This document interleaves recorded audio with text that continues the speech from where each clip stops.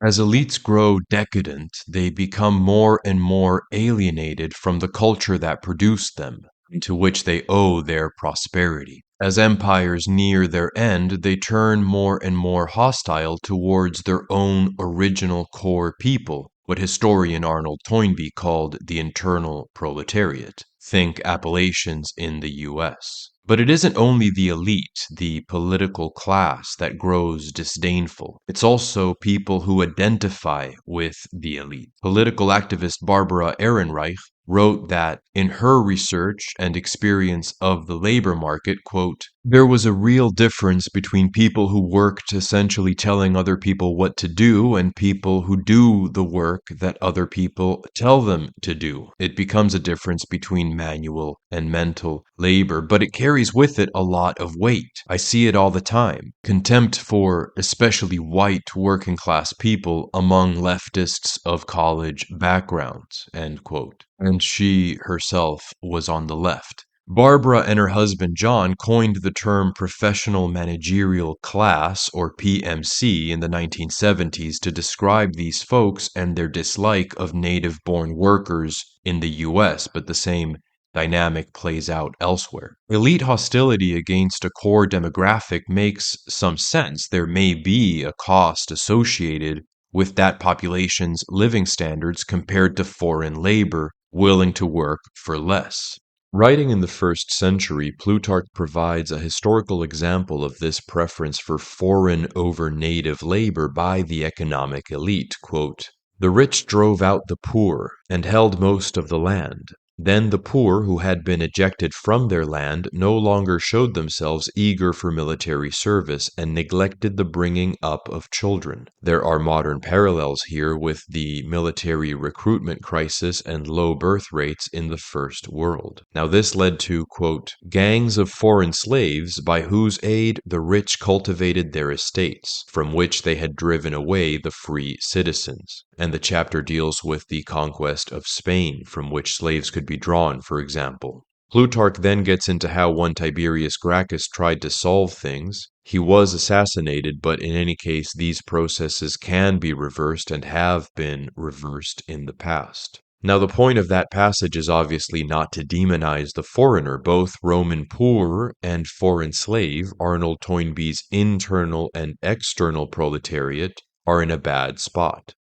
The global economy, like some or most empires in the past, roughly divides between a core and a periphery, with higher purchasing power in core areas, the so-called global north, let's say, and periphery areas, the so-called global south, having more poverty and being, among other things, a source of cheap labor, including cheap immigrant labor. If that simplistic model is more or less true, it makes sense that the workers and farmers in core countries, Europe, North America, etc., with higher salary expectations, whose grandparents were able to support a family on one salary, say, would be seen as an impediment by the political and economic elite for the most part. It also makes sense that their cultural and national identity would be a problem. The more homogeneous a society is, the more likely folks are to organize on their own behalf and fend for their own interests. We have the case of the Amazon-owned Whole Foods company conducting internal research, for example, on their own workers and finding that the less diverse a workforce was, the more it would form unions and try to negotiate for higher salaries. So the conclusion was, diversify the workforce, bring in people of more backgrounds, and so reduce the risk of them communicating and unionizing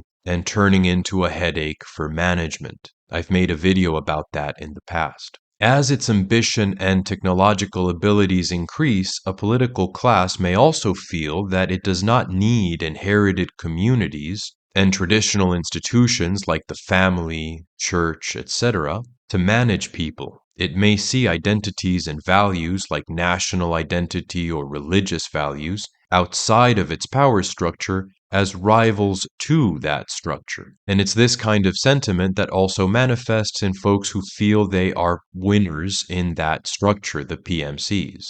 Today, many decades after the Ehrenreich's initial research, Well-paid managerial jobs have become scarcer, fewer in number compared to the people who are qualified to do them. And yet, crucially, it isn't only the PMC that now tends to be hostile to the, say, rural, religious, working population, but also those who merely aspire to PMC status. It makes sense that a political establishment would want to demonize these native workers and get some of the more conformist but also ambitious, in some cases, disenfranchised members of society, would-be PMCs, to hate on them.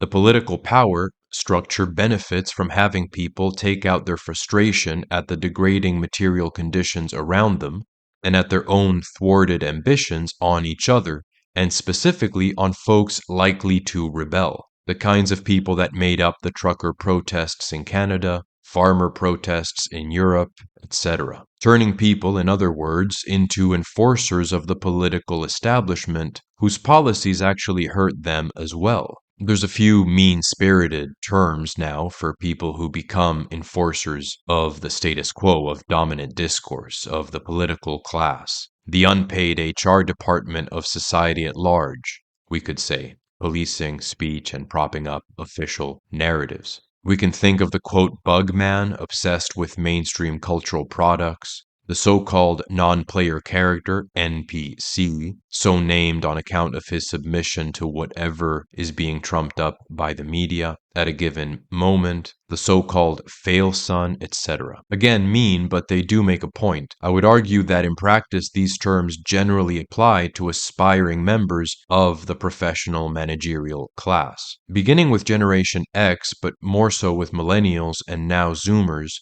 jobs guaranteeing what was a middle-class standard of living have become precarious. The aspiring PMC is a product of so-called elite overproduction, the proliferation of people with degrees and qualifications that they were told would land them stable, generous salaries. Except there are more people qualified to be PMCs than there are PMC positions. Instead of abandoning the disdain for others, for, we could say, their fellow losers of the current economy, the aspiring PMC will often double down. That's what we're seeing in the West, at least. He wants to signal identity with establishment values that he perceives to be high status, be it just for psychological comfort or as a way to show competence and conformity and get a better position. So he promotes mainstream cultural products, established political narratives, etc. The children of middle class or aspirational working class families whose prospects for securing the stability and purchasing power of their parents is rendered bleak by economic conditions, and whose skills are geared towards those PMC jobs, really through no fault of their own, that's what they were sold on, that's what they were told to study, may go in for this strategy. That's where the term fail son comes from as well. It can refer to the sons and daughters of extremely wealthy, well-connected people, Jared Kushner, Hunter Biden, the so-called Nepo baby, but also more broadly it applies to the sons of a shrinking middle class and a working class less able to sustain itself. Instead of viewing the political class as the enemy for supporting policies that have hurt them, mass migration driving salaries down, for example, or a version of feminism that essentially means women and men both have to work in order to afford what was once the yield of one man's salary, etc., they find a scapegoat elsewhere. Whereas the obstacles to their desired goal of high status could have led to rivalry and political and cultural dissent against the establishment, they instead lead to a greater conformity, basically lashing out against scapegoats to ward off low status and signal allegiance to high status culture. The dynamic here maps onto what French thinker René Girard describes as the structure of desire. There's a subject that desires something, there's the object that he desires, like the high status, well-paid job, and there's a model who mediates that desire, the kind of person that has the high status that the subject wants. Now, the subject will tend to engage his model as a rival, especially if there's obstacles to obtaining the desired object. Such rivalries might destabilize society were it not that eventually a scapegoat is found for aggression to be directed at, for anger to be taken out on. Girard doesn't exactly describe what we see today, but I do think the basic dynamic is in fact playing out. Sadism against the scapegoat scapegoat corresponds to a sort of masochism or groveling towards the establishment. And again, the scapegoat is generally identified with traditional folks and folks of a lower status, whose allegiance, it's perceived, has been given to older institutions and values, religion and the like. The attack on older cultural forms, as though the 1950s norms were still prevalent, has long defined counterculture, youth culture, etc. Its supposed rebelliousness is the means through which the aspirant to PMC status, to high status, punches down to the less privileged in order to prove his conformity to establishment ideology. He has to pretend that the people he's fighting against are the actual power structure and not the victims of the power structure.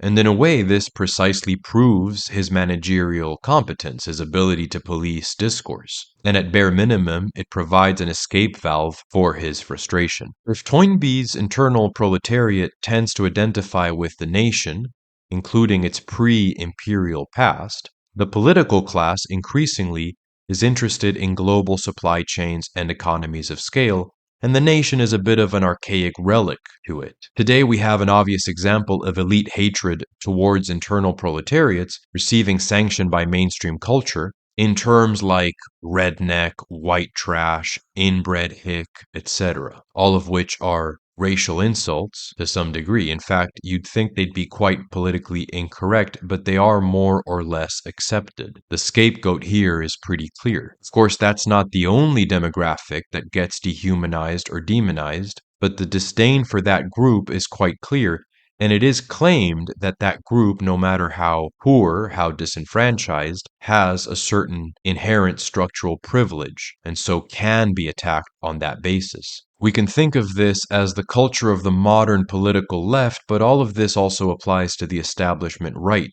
to some degree. We get a strange dynamic in the West where, if the mainstream left has detached from its older working class concerns, the establishment right manages frustration among the internal proletariat by appealing to them in its rhetoric, but siphoning off their support into corporate tax cuts, growing the military, and the like. The left can pretend to be pro-worker if it's also socially liberal, and the right can pretend to be conservative if it's also economically liberal, at least in ways that help a certain economic bracket. But even the social and economic concerns they pretend to are excuses for, among other things, reducing the political clout of that internal proletariat. I'm using Toynbee's terms because they're useful, not necessarily because I agree with his general outlook, by the way. Okay, that was a bit broad. A lot of this, John and Barbara Ehrenreich's theories on the PMC, Toynbee on the internal proletariat, etc., could make for their own video. As a footnote, by the way, I am narrating these videos. I don't use AI voice. I only mention that because I often get comments that